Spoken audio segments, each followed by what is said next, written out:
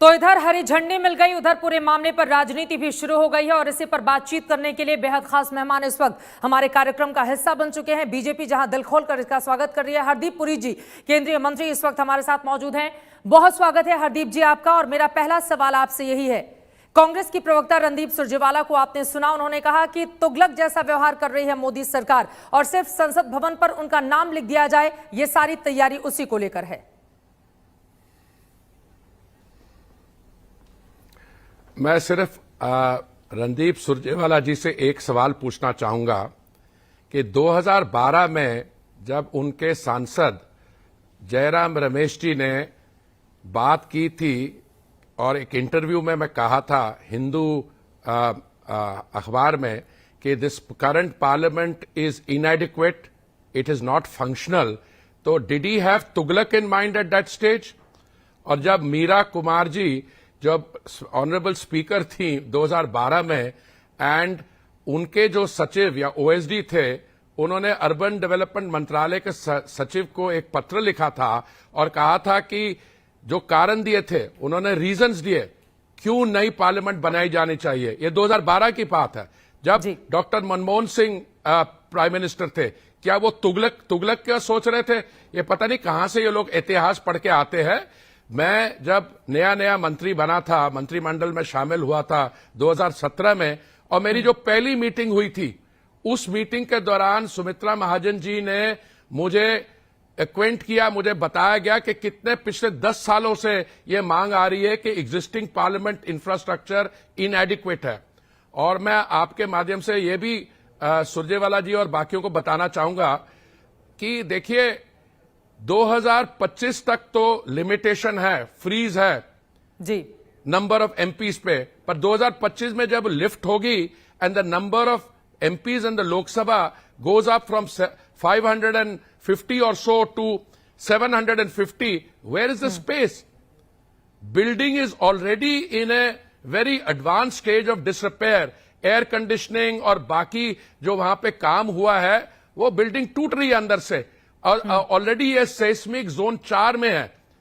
तो आपने जो डिमांड की थी कांग्रेस ने, हाँ ये दूसरी बात है कि आप बातें करते हैं, अपने प्रोजेक्ट्स को नहीं इंप्लीमेंट कर पाते हैं, और हमारा और कांग्रेस पार्टी का यही डिफरेंस है कि Modi ji is a leader who has a sense of commitment and he has a political bandwidth, और उन्होंने प्रोजेक्ट अप्रूव भी हो गया है। और 2022 जब हम 75th एनिवर्सरी अपनी सेलिब्रेट करेंगे, वो सेशन विंटर का नई पार्लियामेंट बिल्डिंग में होगा। और इसको कांग्रेस पार्टी ने ऐसे कुछ शब्द इस्तेमाल में किया, वैनिटी। ये वैनिटी प्रोजेक्ट नहीं है, ये पोस्टेरिटी का प्रोजेक्ट है। मोदी जी जो डेमोक्रेटिकली इलेक्टेड गवर्नमेंट बनाई है उन्होंने 2014 में और अगेन 2019 में, ये जो कांग्रेस पार्टी कहती है अब एग्जिस्टिंग बिल्डिंग में रहे, जो ब्रिटिश कॉलोनियल डोमिनेशन के टाइम की बिल्डिंग है, वो उसकी जगह न्यू इंडिया की जो आत्मनिर्भर एस्पिरेशंस हैं, ये नई बिल्डिंग उसको रिप्रेजेंट करेगी। आपने कहा कि 2022 का विंटर सेशन नई बिल्डिंग में ही होगा, इतने कम वक्त में बनकर तैयार हो जाएगा, उसको लेकर क्या है तैयारियां आपकी? हमारी पूरी तैयारी है और हमने ये निर्णय किया था कि इसीलिए इस पे जो सारा काम हुआ है according to very strict timelines चल रहा है, और इसको हम मॉनिटर भी करेंगे so that well before the winter session the new building will be ready and the celebrations will take place in the new building. भूमि पूजन होने के बाद निर्माण कार्य की शुरुआत कब से होगी? देखिए ऐसा है कि क्योंकि ऑनरेबल सुप्रीम कोर्ट का ये डिसीजन था कि we should await their judgement. अब they have made 1 or 2 other suggestion, जैसे इन्वायरमेंट के लिए स्मोक टावर्स होने चाहिए और आगे भी जो बड़े प्रोजेक्ट उसमें होने चाहिए। हमें 1-2 और क्लियरेंसेस लेनी है। हमें पूरा विश्वास है कि अगले कुछ दिनों में हम ये कंप्लीट कर देंगे। और जो क्योंकि हमने कोई डेमोलेशन और कंस्ट्रक्शन का काम अभी शुरू नहीं किया, पर बाकी सारा काम बड़ी तेजी से बाहर हो रहा था, जब भी वो शुरू करेंगे we will make up for the few days that we have lost. यकीनन ये जो कदम है भारत सरकार के, वो आत्मनिर्भर भारत की ओर एक बड़ा कदम है। जो बातें बार बार आप लोगों की ओर से कही भी जा रही हैं और दुनिया देखे भी गई कि हिंदुस्तान की आजादी के बाद जो नया संसद भवन बना वो कैसा है। लेकिन ये जो मौजूदा टाइमिंग है उसको लेकर भी विपक्ष की ओर से लगातार तीखे सवाल दागे जा रहे हैं, क्योंकि एक तरफ कोरोना, दूसरी तरफ नौकरियां गई, किसान यहां पर धरने पर बैठे हुए हैं। इन सब के बीच इसको लेकर इतनी जल्दबाजी आखिर सरकार क्यों दिखा रही है? इसमें कोई जल्दबाजी नहीं है। ये जो नई पार्लियामेंट की डिमांड है ये कम से कम 10 साल पहले से सुनाई दे रही है।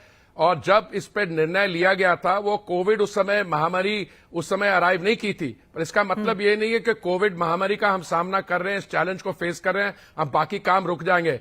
मैं आपको पूरा विश्वास दिलाना चाह रहा हूं कि कोविड और जो वैक्सीन का रोल आउट है उस पर कोई असर नहीं होगा। नई सेंट्रल विस्टा प्रोजेक्ट से हमें हर साल, हर वर्ष 1000 करोड़ की बचत होगी। और ये जो हमारा सेंट्रल विस्टा है this will become open to the public. ये पीपल्स डेमोक्रेसी के लिए बहुत बड़ा कदम है। और मैं मानता हूं कि आने वाले कुछ समय में इसका जो पूरी अभी हमारी वेबसाइट भी कुछ दिनों में he will be available. And all जो रेजिडुअल डाउट्स हैं इन्वायरमेंटली, मैंने जब स्वागत किया ऑनरेबल सुप्रीम कोर्ट के जजमेंट का उस समय मैंने ये भी पब्लिक डोमेन में रखा कि हम हाईएस्ट इन्वायरमेंटल स्टैंडर्ड्स को फॉलो करेंगे। और कोई भी और अगर माननीय supreme court, honourable supreme court से सुझाव आते हैं हम सबका पालन करेंगे। आगे बढ़ते हुए एक और राजनीतिक सवाल मैं आपसे ले लेती हूं, उसके बाद नया संसद भवन किस तरह से अलग और अलहदा होगा इस पर मैं आपसे चर्चा करूंगी। टीएमसी के सांसद हैं महुआ मित्रा, चूंकि पश्चिम बंगाल की लड़ाई भी बीजेपी और टीएमसी के बीच देखी जा रही है, इसलिए संसद भवन को लेकर भी उनकी ओर से बेहद तिल्क और टिप्पणी की गई है। उन्होंने लिखा है कि मुझे आश्चर्य नहीं होगा जब भगवा विस्टा भगवान दास रोड पर कफन में लिपटा होगा।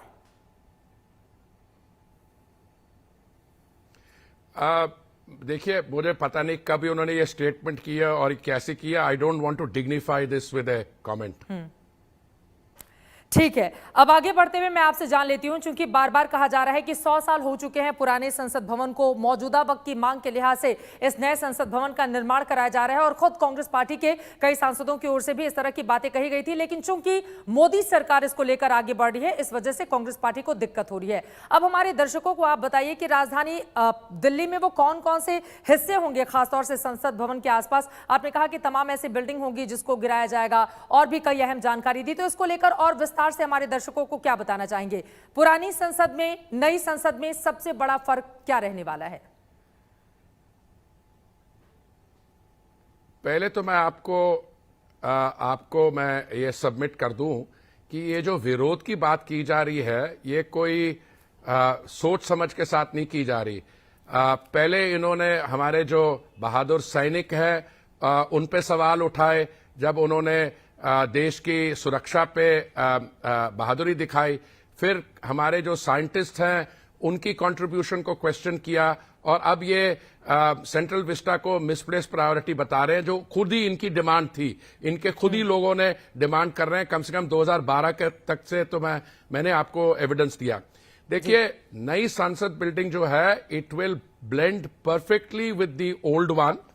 दी ओल्ड बिल्डिंग को हमें अंदर से सुधार करना होगा, इसको रीगट करके उसकी डेवलपमेंट करनी होगी।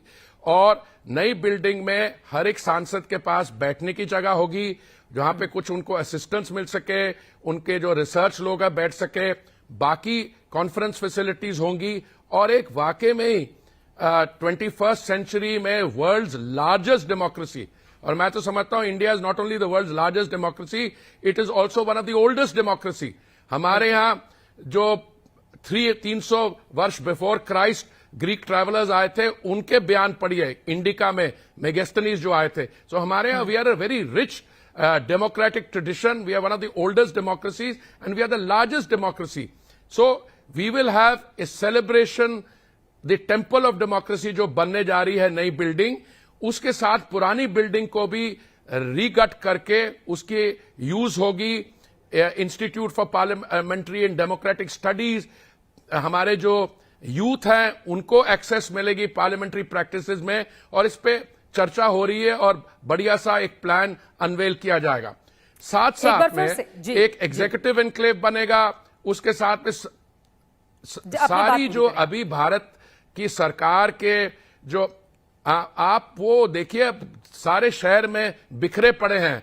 मैं आपको बता दूं कई ऐसे मंत्रालय हैं जिनके दफ्तर 4-5 अलग अलग जगह में, अब वो they will all be concentrated in one place, contiguity होगी और इसमें फंक्शनल एफिशिएंसी बढ़ेगी। राजपथ जो है अभी 2.9 या 3 किलोमीटर का है, वो उसको एक्सटेंड किया जाएगा रिवर फ्रंट तक 6 किलोमीटर की उसकी लेंथ बन जाएगी। तो कई और ऐसे प्लान्स हैं जो हमारी website will go on will be available और कुछ ही दिनों में, और हमारे जो आपके दर्शक हैं, बाकी जो जनता है, उनके सब जो सवाल हैं उस पे हम उनको जानकारी दे पाएंगे।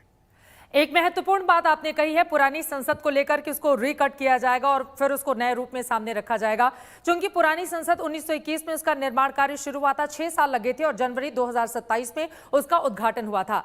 पुरानी संसद को लेकर और क्या प्लान है? एक आदमी के जहन में जाहिर तौर पर यह सवाल उठ रहे होंगे कि जब नई संसद आ जाएगी अस्तित्व में तो फिर पुरानी संसद को लेकर सरकार आगे कैसे बढ़ेगी, क्या करेगी?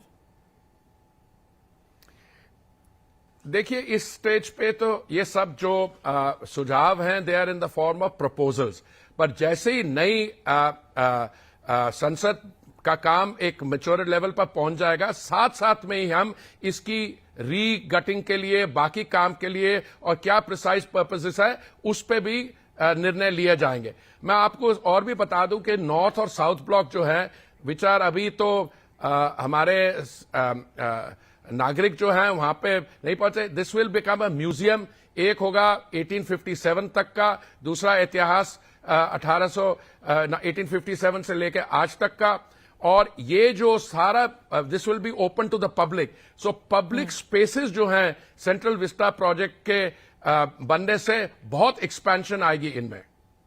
ये बहुत महत्वपूर्ण जानकारी आपने दी है, लेकिन एक छोटा सा जवाब, चूंकि दो अहम मंत्रालय आपके पास हैं, चूंकि आज ही ये बड़ी खबर सामने आई है कि बोरिस जॉनसन इंडिया नहीं आ रहे हैं 26 जनवरी के लिए, वो हमारे खास मेहमान थे। ब्रिटेन में, लंदन में जिस तरह की स्थिति पैदा हुई है उसके मद्देनजर उन्होंने ये फैसला किया है। तो वहां से आने वाली फ्लाइट्स को लेकर क्या आपका वो पुराना रुख ही है कि 8 जनवरी से खोल दिए जाएंगे?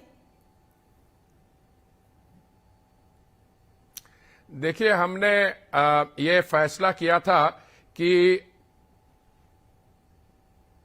जी, आप अपनी बात पूरी करें।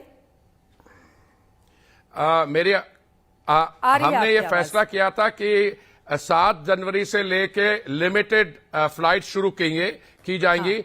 पहले 60 फ्लाइट्स थी एक हफ्ते में, अभी उसको रिड्यूस कर दिया है और 30 फ्लाइट्स होंगी। और हमने ये भी निर्णय लिया था कि पहले आरटीपीसीआर टेस्ट पॉजिटिव कंपलसरी था 72 घंटे यात्रा से पहले, अब उसके अलावा जब अराइवल पे भी एक आरटीपीसीआर टेस्ट दोबारा करवाना पड़ेगा, और जिस यात्री की रिपोर्ट नेगेटिव भी आए तो उस यात्री को कम से कम 7 दिन जो है मैंडेटरी होम बेस्ड क्वारंटीन का पालन करना पड़ेगा। तो अब ये हमने कदम लिए हैं और इसको हम 23 जनवरी तक ये इन प्रोसीजर्स को रखेंगे। अगर इसके दौरान हमें जरूरत पड़ी इन प्रोसीजर्स को रिव्यू करने के लिए तो बड़ी हम इनको रिव्यू करेंगे, पर ये फ्लाइट्स अभी लिमिटेड स्केल पे स्ट्रिक्टली रेगुलेटेड तरीके में कल से पहली फ्लाइट जाएगी और 8 तारीख पहली फ्लाइट वहां से आएगी।